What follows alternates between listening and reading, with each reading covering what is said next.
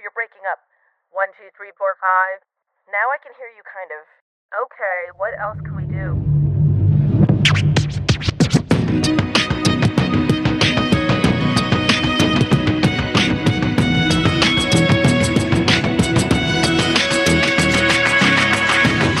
Hello, friends. Thank you for joining me here on Reppin. I'm Evelien, the creator and host of this podcast. If I said CIA covert operative dealing with terrorists and nuclear warheads, you'd probably think this was an awesome plot or character from the movies or TV, right? But nah, I'm talking about my guest today, who is a legit undercover spy for the US government. So when she's talking about rogue nation states and nukes, it's not a metaphor, it's the real thing. Her belief in American ideals and the love for her country, it's why she became a CIA agent. And during her career with the CIA, she managed top secret covert programs designed to keep terrorists and rogue nation states from getting nuclear weapons. She kept her occupation and identity a secret, even from her closest family and friends. But all of that changed in 2003, when a columnist at the direction of a senior White House official leaked her true identity. She found herself in the center of the scandal and media firestorm. She was in all the headlines and was under crushing pressure when she testified in front of Congress. These days, she's a best-selling author, public speaker, consultant, and still an advocate for the elimination of nuclear weapons. And if that's not enough, she has a New York Times best-selling memoir called Fair Game: My Life as a Spy, My Betrayal by the White House. It was also a major motion picture of the same name, starring Sean Penn and Naomi Watts. You're going to learn more about who she is as a person, how that scandal impacted her personally, and if and how it colored her American ideals. Buckle up, guys. Here's Valerie Plame. Valerie, I am super excited to have you. Thank you so much for coming on. It's not every day that I use the word covert asset and uranium and legitimately mean it. But how are you doing over there? I'm doing really well. Thank you. It's a pleasure to be here. Awesome. I just want to do a quick recap of the situation for some people who may not be familiar with it or your story, or how people may have missed the scandal and the headlines that sort of brought you to the forefront of our consciousness, really. Correct me if any of the facts are wrong. Okay. You were legit a CIA covert spy for the United States. You were working on, in your words, making sure that the bad guys did not get their hands on nuclear weapons, which I think is a very admirable thing to do. And you loved it because you wanted to serve your country. And from what I understand, while you were a covert spy, an operative spy, literally working overseas, protecting our country, making sure that the bad guys didn't get nukes. This was around the time of the Iraq War, where our government, the US government, where Bush was the president at the time, said that there were weapons of mass destruction. Your husband, who was an American ambassador, Joe Wilson, did an op-ed piece for the New York Times where he did extensive research overseas to see if there were weapons of mass destruction. He came back, found out there weren't any, wrote the piece in the New York Times, and the long and short of it is really our government, the US government, exposed your identity in the newspapers while you were actively working as a CIA operative to protect our country. And the way you found out was not by hearsay. It literally was splashed in the newspapers for the world to see. That's how you found out. And the reason why your identity was leaked was essentially a retaliatory strike against you and your husband for publishing a piece that said that the US government was basically changing the story, that there were no weapons of mass destruction. Is that all right, Valerie? Yeah, so you got the essential elements of how that came to be, correct? Okay, awesome. Let's start a little bit from the beginning before we even get to you being a CIA agent. I know your family was about service. Your dad was in World War II. Your brother was a Marine in the Vietnam War. And you thought, hey, like, you love your country. What could be more patriotic than putting your butt on the line, literally, and being a spy to protect the country? I mean, did you ever think the crazy situations you'd get yourself in, and what sort of characteristics did you have to survive as a covert operative? I went in, which was the height of the Cold War. It was very clear who was wearing the white hats and who was wearing the black hats. I joined out of a sense of public service and patriotism and idealism. Also, to be honest, it sounded like it was a lot more fun than what my friends were doing. And I definitely wanted to live and work and travel around the world. It offered that opportunity. But don't forget, this was well before the internet. So it's not like I could look up a lot of things. I had questions about the CIA and certainly their rogue elements. The Church Committee of the early 70s had exposed a lot of wrongdoing, but the reforms had been put into place. And to be honest, I didn't really know what I was getting myself into. Fair. And that's okay. When you're so young, you're like, well, what the hell? But it did sound really intriguing. And when I got in my training class, meeting other people that were there, no surprise, we all had very similar characteristics and very driven, very ambitious. And so I felt at home right away.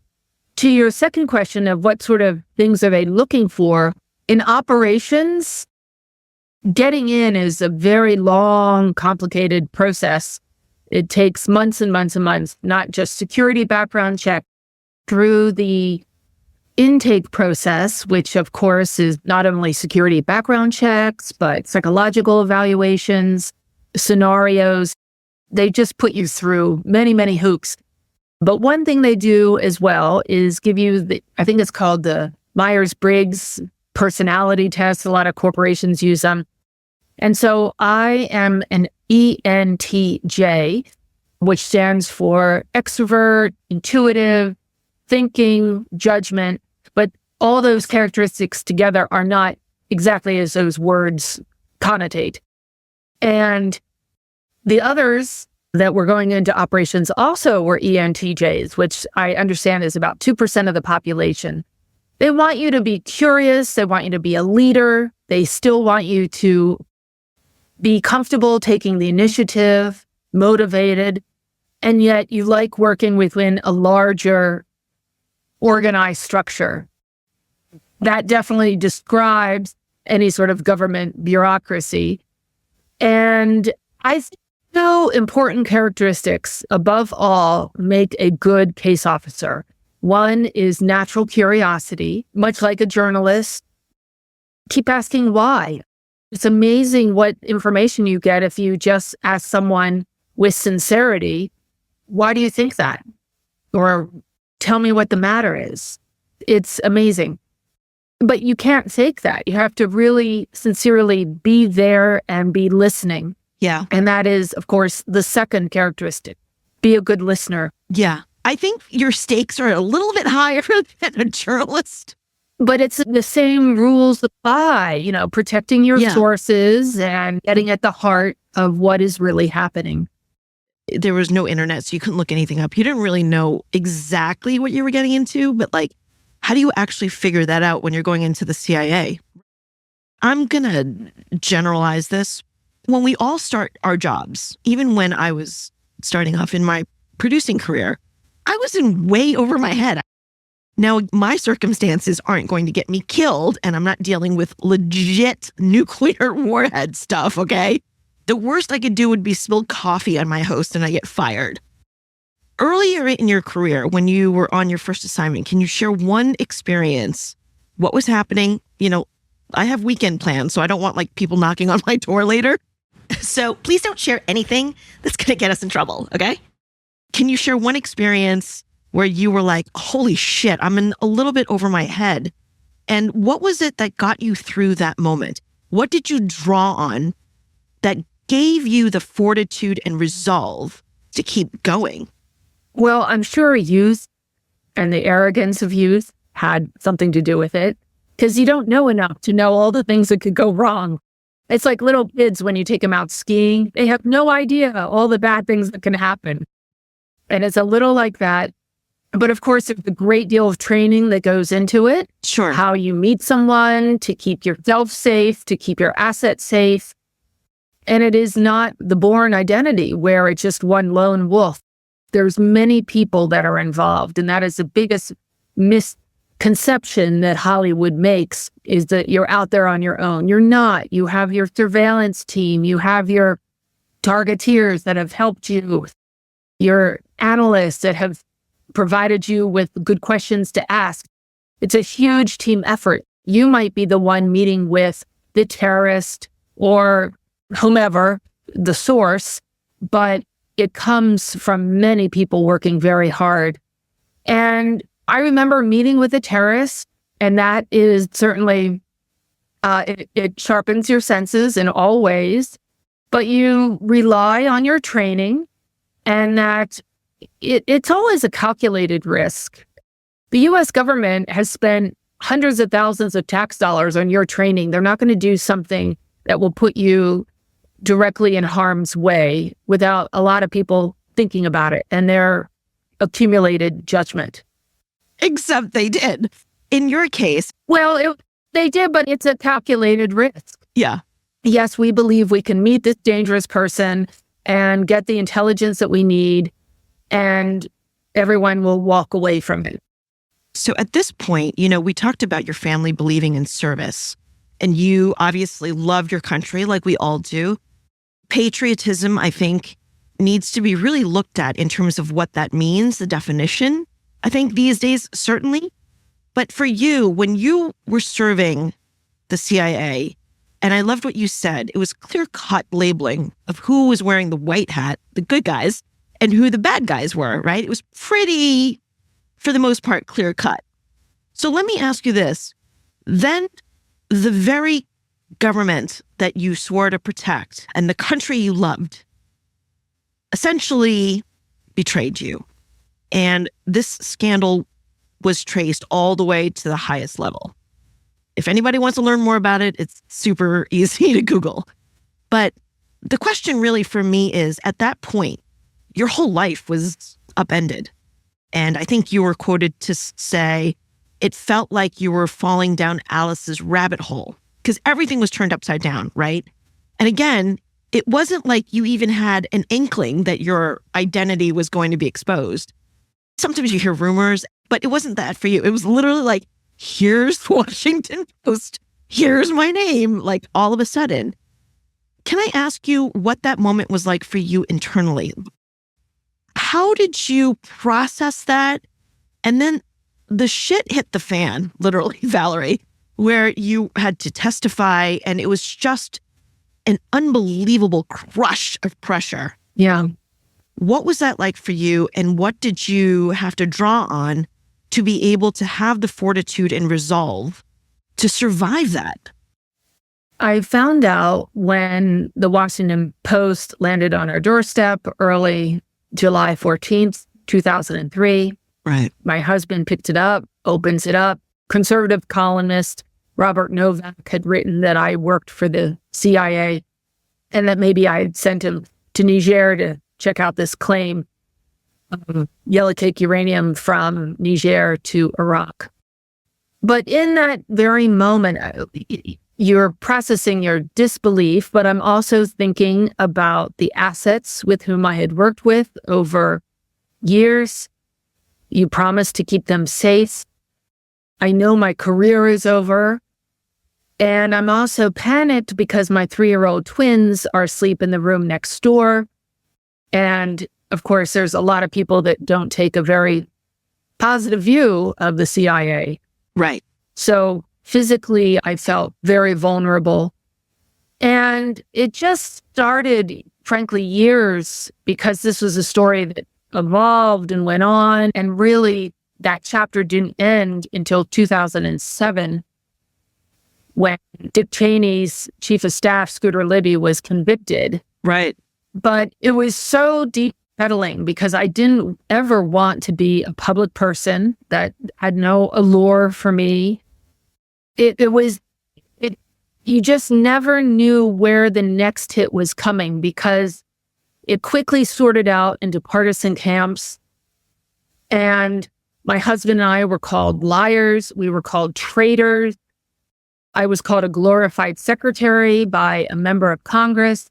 And it just went on and on. And honestly, looking back, I'm not quite sure how we got through it, but you're in survival mode and you have a hypervigilance constantly that took years to get those cortisol levels back down somewhere in the normal range to where you constantly feel that you're under attack. And that's what it felt like. And we were. We didn't just feel it. We were under attack. I just can't imagine the amount of pressure, what it felt like. And it was coming from all sides. And I think that's saying a lot, I would imagine, not that I have any idea, but the everyday requirements of your job before your cover was blown required resolve and fortitude and for you not to pee your pants every single time something happened. But for you to say that during the scandal that unfortunately lasted for so long, that was even stressful for you. I guess what my question is, I would imagine your breaking point threshold as a CIA agent would have to require it to be quite high. What was your breaking point here? How did you manage it? And how did you manage it also with grace? Because essentially the country that you loved and swore to protect gave you up. Yeah. Oh, big question.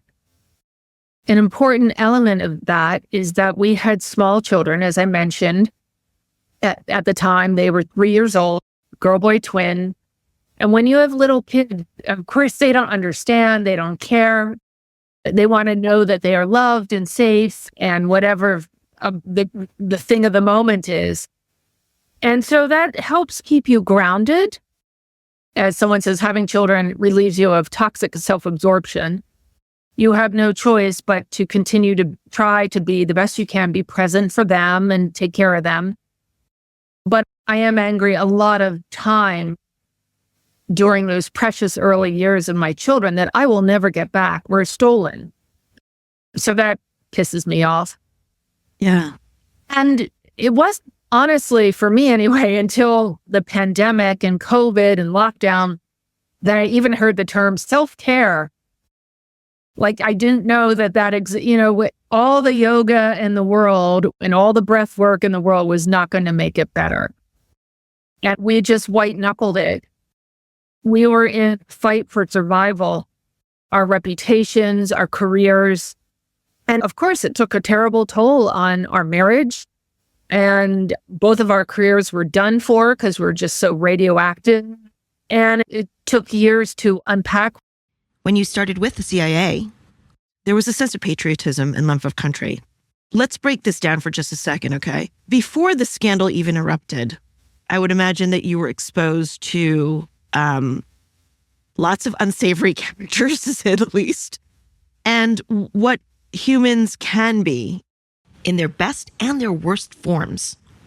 I think when we, the general public, we have stereotypes of what CIA agents are. I'm imagining that you're riding with Tom Cruise on a motorcycle and parachuting out of planes. Now, I don't know if that's true or not, and I definitely would love to get the lowdown offline, but I don't think they ever did that. I don't recall. Alas. That's the answer. Okay.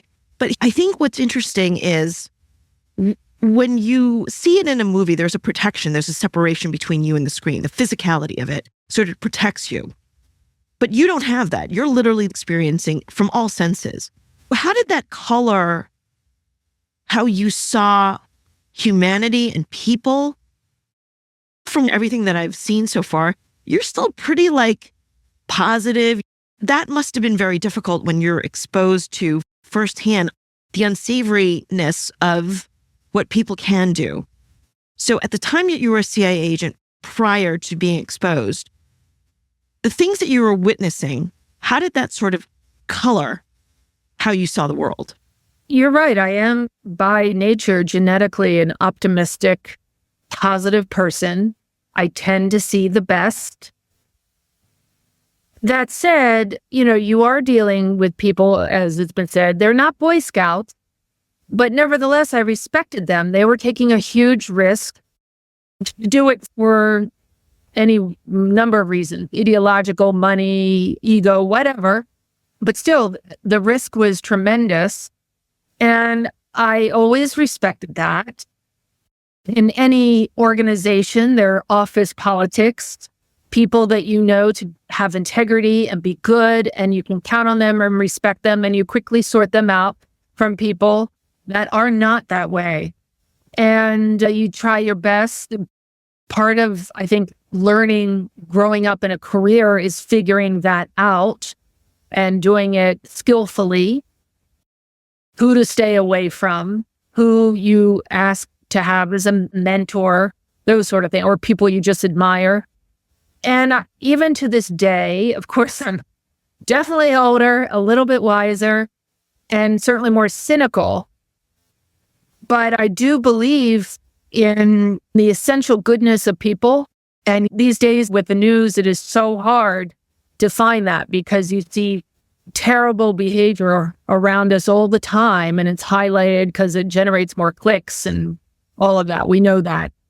So you really have to cultivate your own garden, look to your family and your community where you can make a difference. You don't have to work in the CIA to be a public servant at all, of course. There's so many ways to serve. And of course, it's ultimately selfish because you feel good doing that, whatever it is. If you serve on the library board, if you're helping a student get through a math class, whatever it is, you're doing good, but also you feel better about yourself. Isn't that the whole point? I don't know the answer, but the whole point is at the end of this journey, our life's journey, whatever we are given, you have somehow made a positive difference. That's a whole other conversation. You're sitting at these hearings, you're getting hammered with questions.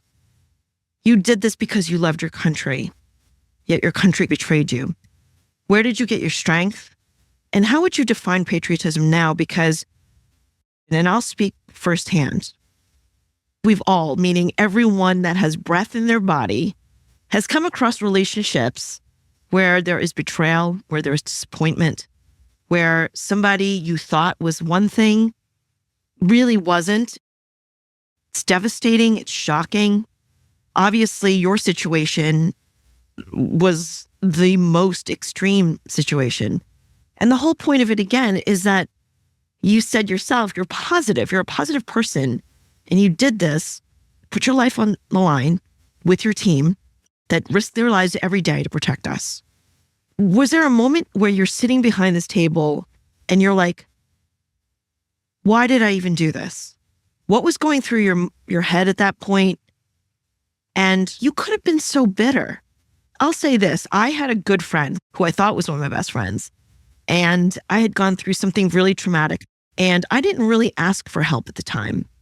And when I called this person and I said, hey, can you come over? I really need a friend. I think for anyone that knows me, that would be like a screaming red flag that I needed help for me to actually put language to that. This person's response was, yeah, I'm really busy right now, maybe tomorrow or something.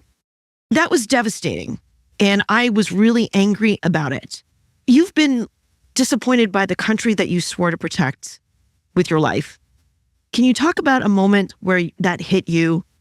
How did you resolve that? And how would you define patriotism at this point? I'll start with the congressional testimony that I did just the day after Scooter Libby was convicted. And I had reason to watch it, which I hadn't seen for years and years, just the other day.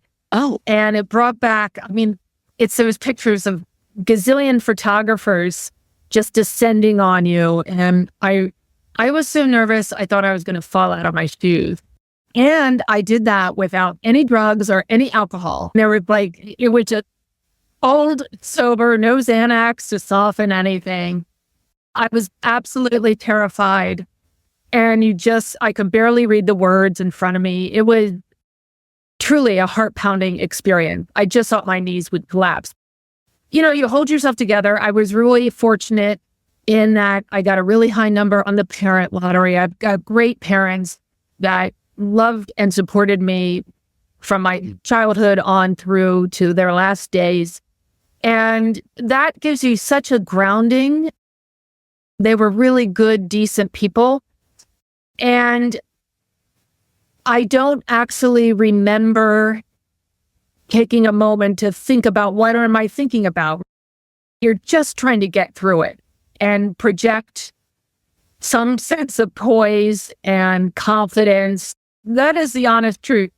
You did a great job. Good acting job, because I didn't feel that way at all. But I realized in the ensuing years that bitterness, that has been said, is really the poison that corrodes you. And I thought, I'll be goddamn if they take that as well, because they had taken so much. The politicians that were doing this for their own small little ends, I thought they're not going to take that, and I'm not going to live in that bitterness.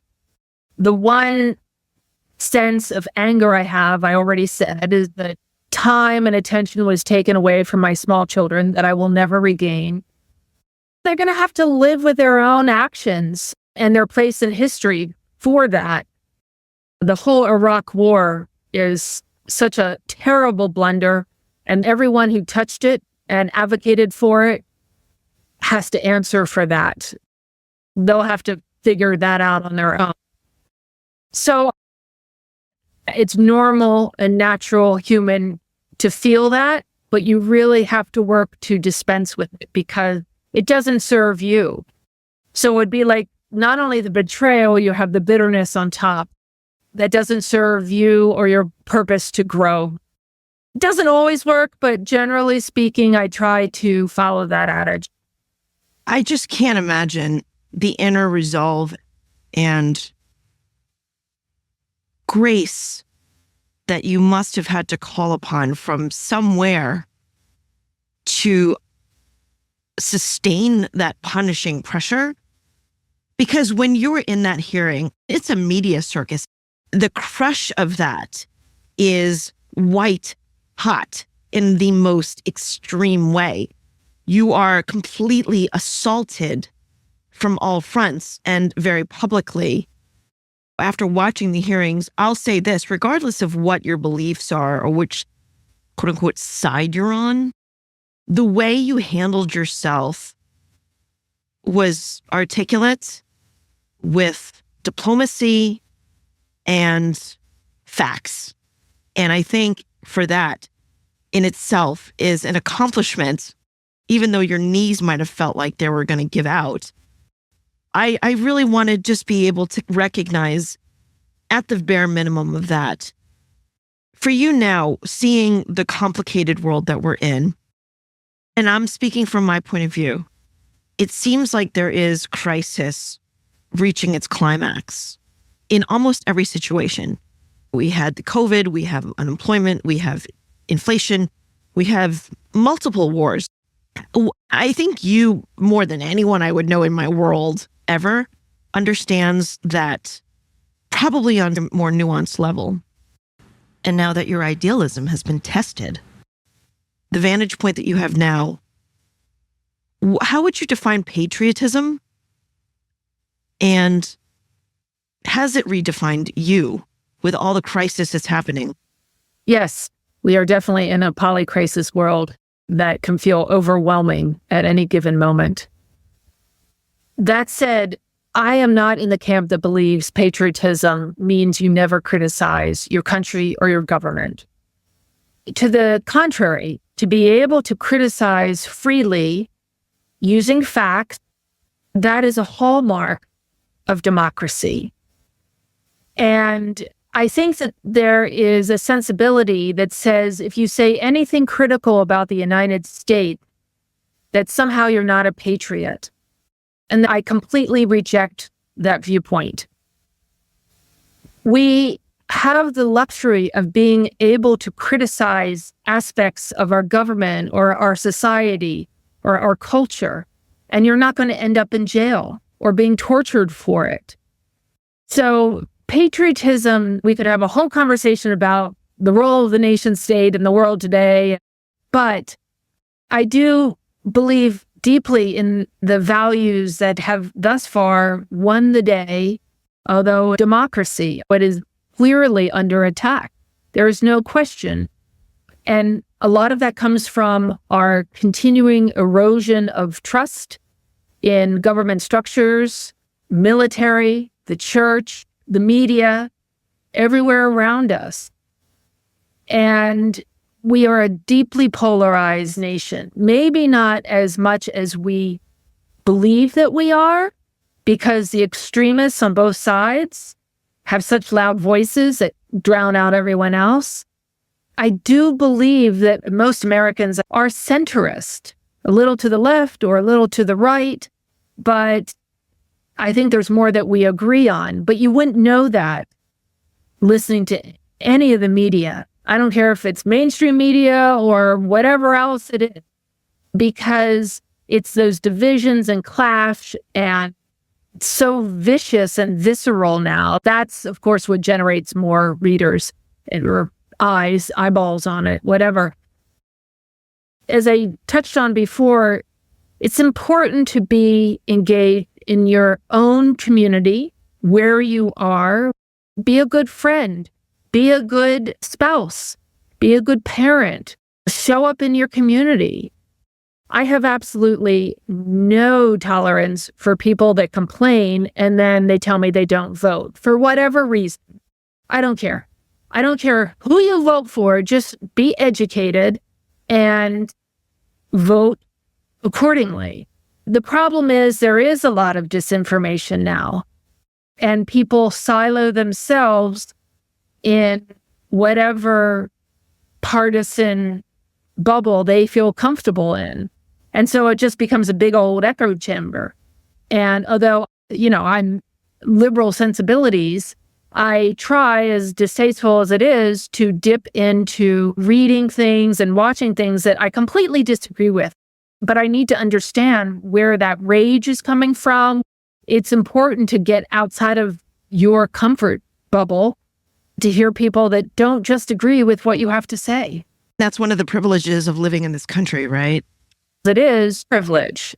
It's fascinating to listen to you speak, because despite what you've had to endure, you still seem to have a pretty positive outlook, and you still believe in this country and its ideals. For me, I'll be honest, I'm very cynical and frightened of what I'm seeing unravel, and the fact that we don't even know how to have a conversation anymore.